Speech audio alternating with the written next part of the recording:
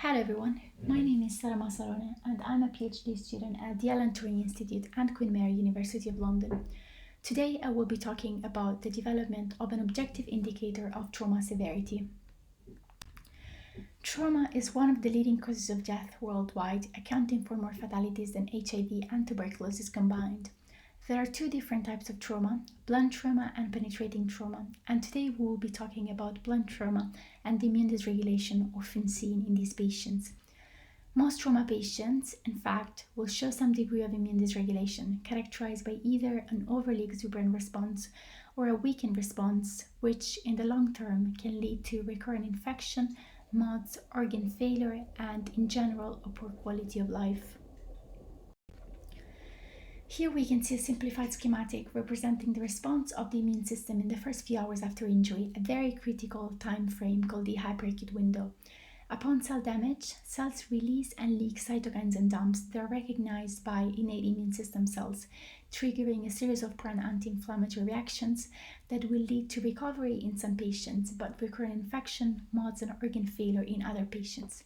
And understanding what is driving the adverse response is crucial to try and minimize the occurrence of MODS. The first few hours are indeed quite critical, and the correct management of these patients is necessary to minimize the chances of death. Because of the importance of categorizing patients at admission, different scores have been developed over time to try and categorize trauma severity. Some of these scores are MGAP, ISS, AIS, TRIS, and RTS. ISS, which stands for Injury Severity Score, is considered state-of-the-art in the UK, and it's a score that goes in number between 0 and 75 and helps clinicians categorize patients into one of the groups you can see on the right-hand side. Although ISS is actually quite accurate and reliable, it's often calculated retrospectively from few days to weeks after admission, meaning that although useful for research purposes, it's usually not informative at admission, and it can't be used to make any decision. So how to improve the current state of things? Most of the scores used are based on observable characteristics only, and they do not provide any information about dysregulated pathways or proteins, genes that might drive the non-beneficial response. Some of these scores only account for visible damage, and some are calculated retrospectively. Here we focused on the development of an objective indicator of trauma severity based on proteomics to not only identify critical patients at admission, but also identify dysregulated pathways and predictive proteins. In order to identify critical patients at admission, we developed a pipeline comprising different steps. A first preliminary step to identify two groups, critical and non-critical patients, using ISS as a label. Then a threshold validation step where we ensure that the two identified groups were indeed different. To do so, we looked at clinical data.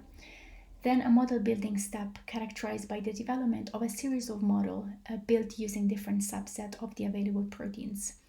We then selected the best model. We extracted biomarkers from that model, and we looked at pathways associated to those biomarkers. We then benchmarked our model against known predictors of severity and mortality. Here you can see a graph showing the ROC curves of different models built with different subset of the proteins we had in our data set, and also models built using known predictors of severity and mortality. Our model, the one built using 8 proteins, is represented as a dark green line, and you can see that it outperformed all the other models. In particular, you can see that it outperformed activated protein C, which is represented as a green line, but also outperformed hemoglobin, represented as a yellow line, and white cell count, represented as a purple line.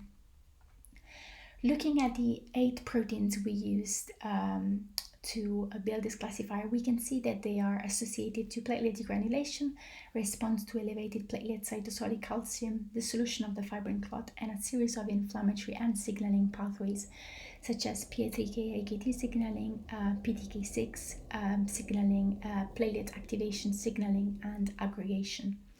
In particular, one of the proteins we identified, gelsolin, was suggested to be a biomarker of poor prognosis in a series of conditions, so not only in trauma but also in COVID, diabetes, and ovarian cancer. In conclusion, our pipeline allowed us to identify 8 proteins that could be used in the clinic to identify critical patients at admission. These proteins seem to be involved in coagulation, inflammation, and signaling, which are some of the key pathways in trauma. In particular, gelsolin was found to be a biomarker of poor prognosis in many diseases, including COVID, ovarian cancer, and diabetes. I would like to thank everyone in all the teams, and if you have any question, please don't hesitate to contact me.